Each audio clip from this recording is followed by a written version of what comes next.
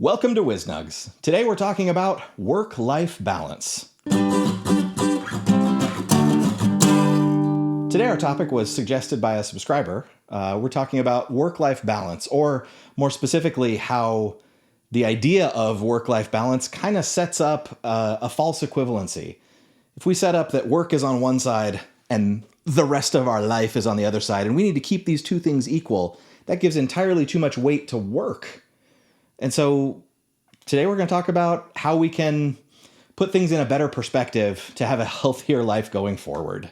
And see, I've always felt that was kind of a misnomer anyway, because isn't work just a subset of your life, right? It's not like you are a different entity when you go to work and nothing exists from your real life. Well, there is work. There is that show on Apple TV. I'm not familiar with it. Called Severance. And the whole premise of the show is that they actually do a procedure in your brain where they completely shut your life into two sections. Right. Well, there's what happens at work, and then there's everything else. And when you're at work, you don't remember any of your other life. And when you're not at work, you can't remember anything that happened at work. Yeah, and that sounds idealistic, but the reality is nobody works that way, right? Well, I say nobody. Well, in the show, it's super creepy. Sure, and it would be creepy, right? And if you came home and you told your spouse, you came home and she's like, so how was your day? He or she comes home and you're like, what are you talking about? My day was fine, dear. Yeah, I've been here the whole time. My day was fine. Right? Everything's fine. It'd just be a little bit creepy, right? A little bit, disconcerting. But the whole idea is everything in your life is your life. So when you say work-life balance, it's like you're not a different person. You're not a different thing. That's saying that you don't have different mannerisms, obviously, or different behaviors, but you're still the same person. Well, as we talked about in the episode on maturity, there are different contexts in which we live, right? So you're going to act maybe a little differently at a funeral than you will at a bachelor party. Right. Hopefully. Right. And so, yeah, from that perspective, there are certain behaviors that you might do at work that are slightly different than in the rest of your life, or maybe very different depending on what your job is and how your life, the rest of your life is. Yeah. But for me, the big issue here is that when we look at this as a dichotomy, that it's split in two, then we start equalizing them. And I don't think that's fair, because we have this idea of, if I have a hobby, that now the hobby, okay, well, what about hobby life balance? Well, now my hobby is equal to the rest of my life. Or even take it to another... family and life balance. And that's the example I was going to give. I have spouse and life balance. Right. I have children and life balance. They're not really separate things. I picture like the old videos from the variety shows of the guys spinning plates. Yeah, okay, that's a perfect example. That you might have hundreds of plates going if you're really good at spinning plates, and keeping them all going doesn't take your constant attention on every single one of them, and keeping them all equal doesn't make sense. You wouldn't say, well, this plate is more important than all the rest of those plates. Now, sometimes we need to spend more time working on employment pursuits so that we can bring in money to be able to do the rest of our life. Right. So I'm not saying that it's not important, but I feel like this is where thinking about this in terms of mindfulness.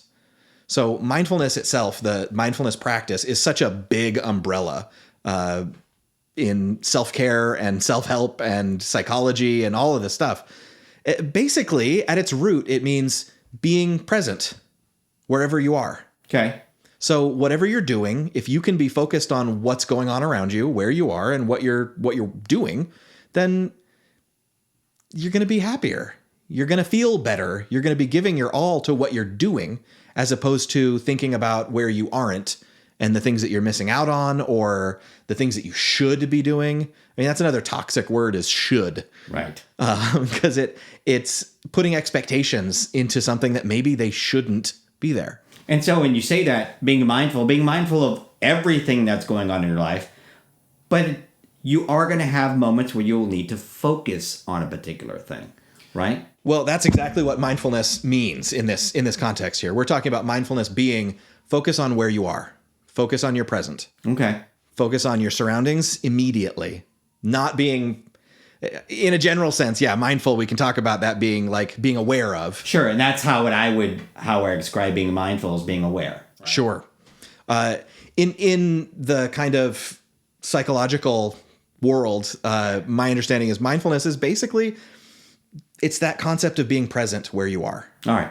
So absolutely, awareness, we might say, of all of these other things will get you so far, but you can't be focused on all of them at once. And if Right. you're not giving your 100% where you are, then you're not really there. Right. Right. So we talk about, and we mentioned this earlier in a previous conversation, how that correlates into like a real world example.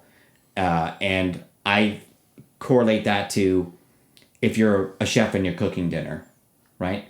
And you're going to be making everything. It's just you. You're the only chef there, right? So I have to make sure that the entree, first coming out, and then the main course is going to be taken care of.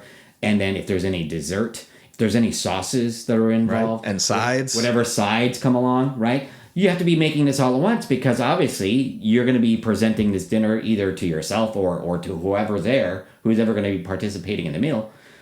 You have to be able to get this all done because you want to be able to present it in a timely manner, and also making sure it comes out hot, prepared, or whatever. Right. Your hot food's hot, your cold food's cold, and they're ready together at the same time to be able to present and plate and eat. And yeah. So you have all these things going, whether it's on the stove or in the oven, whatever, but you're being mindful, and this is why I use the term mindful. You're aware, okay? I'll say aware just for clarity's purposes. Appreciate it. You are aware that all of these things need your attention. And they all need to be done with a certain time, with a certain finesse, with a certain attention given to it. But you know that you can't give it to it at that moment because right now I'm working on the protein of the main course. I got to do this thing to the protein, and then I got to get it in the oven.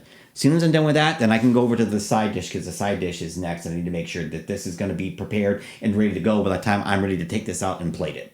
They don't all demand equal focus at all times. Right. So if you were to put this like in a pie graph as an example, and you're taking different slices throughout time, you're going to see that the amount of time given or attention given to a particular item grows or shrinks according to whatever your focus is at that time, right? And so I think that's how life works, right? There's going to be, if you take slices of your life and you say, at this point in my life, my focus was job or work. But maybe 15 years from there, you take that slice and your focus was family. And work was a very much smaller slice. When you're young and you don't have a family yet, you might spend 90% of your focus on work. And arguably, that's the time that you should be spent on building your career and working on that and progressing along that. And then you get to a certain point where that's not the most important thing in your world. Sure. And so you switch over and you start paying more attention to something else. I think of when you're giving 100% to what you're doing, regardless of what that thing is, everything in your life gets better. So give me an example. What do you mean? So to use your cooking example, seeing like on cooking shows, the chef might be preparing a steak. Okay. And they're going to put it in a pan and they're going to give it a good sear first. Right. And they're completely focused on that steak. They might have put on a pot of water to boil because they're going to get something boiled in that. Yeah. But they're not focused on the pot of water, watching it to make sure that it boils. They're focused completely on the steak. But then you get the steak, you get the sear on it, and then they'll stick it down in the oven to finish. Yep. Because they've got the outside crisped, and now they want to get the inside to the desired level of doneness. So then they don't have to focus on the steak at all during that time. It's in the oven. Yep. They know the oven is doing its job. They trust that it's doing its thing. They move on to something else. Like you said, maybe a sauce or a side, or even the dessert at that point. Right. Getting something else prepped so that they can, get that to its next stage. So that's kind of what I mean by giving 100% to where you are, what you're focused on now. This reminds me of a thing that I saw about multitasking. Right. And multitasking in itself, in my opinion, is a little bit of a misnomer too, right? Because really, truly, you're only ever focused on one task at a time. That doesn't mean that you're not aware that there are other things that might be involved in a particular, let's say, project. Multitasking as a misnomer, the truer form might be fast task switching. Okay, and so that's like just basically going from one thing to the other, right? Yep. But all being incorporated in a larger project. Sure. The idea being that as you're aware of all these different things, you know where you need to spend your focus right now, where your energy needs to be directed.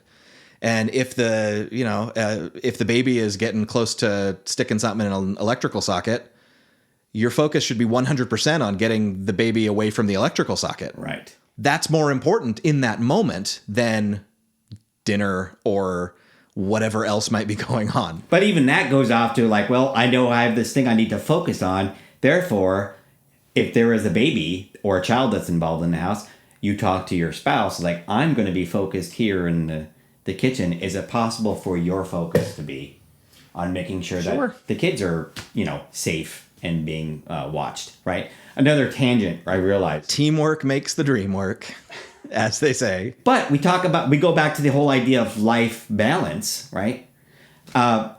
If you're in a relationship, you have a spouse and you have children, part of that balance, if you would, is communicating with your spouse and having them help be part of this balance trade, right? And that means that the paradigm of a relationship may change, right? Doesn't mean that the same people do the same thing every single day. It could change, right? I don't remember the term that you used. Typical gender roles, I think that's what you said, right? Traditional, yeah. It doesn't always have to be that way. I mean, you could talk to each other and figure it out. Absolutely. And everybody's situation is going to be a little different, and they're going to work on things that work for them in that moment. And that might be the same day to day, or it might vary wildly from day to day. And so we go back to what the subscriber talked about and asking about a work-life balance, even though our opinion is that blew it up right? First thing. That work is actually part of your life. There's going to be times where it's the larger portion of that pie, right? But if you have somebody else in your life, and this is, depending, it could be just you. Sure. And then work, maybe not so much of a big deal if you're spending most of your focus on it. But if you're in a relationship with a spouse and you have children, you communicate, and this is the most important part here. Priority. Right. If we're looking at work-life balance and saying they need to be 50-50, they need to be even, that might be for you, that might be perfect time-wise. You might spend 50% of your time on work, 50% of your time on the rest of your life, and that might work for you. But in any given moment, you need to be willing to change your priority to what is the most important in that moment. Right. And it's really up to, if it's just you, it's just up to you to determine what the priority is, right? What is your goal? What is your priority? And if it's I want to be the CEO of this company that I just got hired on at, then maybe, 90-95% of your time is work and getting better at it and getting to know the company and getting to know the business. But if your priority is, I just want to be able to afford a comfortable lifestyle and enjoy it with my family, then you sit down with your partner and you say, this is what our priority is. So then how do we make it so that I'm still doing the job I need to do at work, but that time is limited to the time that's required, and I'm not putting in all this extra time, and I want to be able to spend that time with you because that's really why I'm working. I work to live. I don't live to work, to quote a more common quote. Yeah. So that's my 2 cents about work-life balance, is that it really all comes down to setting priorities for yourself. Yep. And if you're part of a relationship or a family, then you might want to change your priorities to accommodate these other people. Or you might want to change your priorities at different times of year even. So to say, like, my kids are in school. Well, they're off during the summer. So during the summer, I try to prioritize a little more time to do things with my kids, because that's a time when I've got them more. They're not focused on schoolwork and homework and things like that. So at that point, we can work together on projects or having adventures or whatever it is, whatever our priority is that we decide on together, we can do that together. And your priorities being hopefully part of your goals that you've already set in advance. And then you can decide, is this something I really want to spend my time on? And if not, then adjust it. We all want to be like the desired best employee and the greatest one that's there, and then be employee of the month every single time. But there's reality where, like, well, there's other things I really want out of my life, and it's okay if I want to change my focus or priority to match that. And so then I have the balance within my life that I want to have. Anything else to add? I think that about sums it up. So, subscriber, I hope you appreciate our thoughts on this. Let us know in the comments. What do you think? Does it make sense to you to change your priorities up through time? And also, I'd like to add, if any other subscribers or even passerby viewers would like to have us talk about a particular subject within reason, we would be more than happy to try to accommodate you. And we just want to say thanks for joining us on WizNugs, and have a great day. Thanks for joining us today on WizNugs. If you liked what you heard, spread the word. For more information, head over to mywiznugs.com.